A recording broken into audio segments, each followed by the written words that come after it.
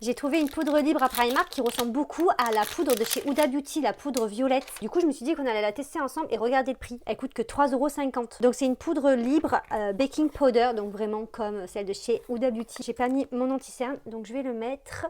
C'est un de chez Sephora. Je vais faire comme la poudre de Huda Beauty en baking. Regardez la couleur comme elle est belle. J'adore, c'est trop beau. Avant, je faisais du baking mais tout le temps. Maintenant, j'en fais vraiment plus du tout, quoi.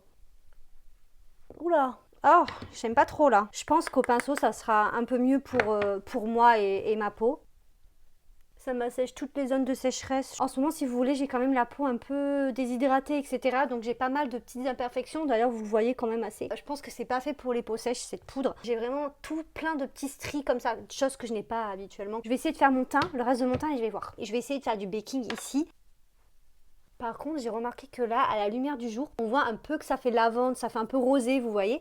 Et c'est pas moche sous l'œil au final. Pour la couleur, je parle. Je vais enlever la poudre. Ça m'a fait bizarre là, ça m'a fait un trait tout rose avec le marron du bronzer. Peut-être avec du contouring c'est mieux parce que la couleur est plus grise. Moi j'aime pas. Je vais mettre mon highlighter Fenty. Je vais mettre ça.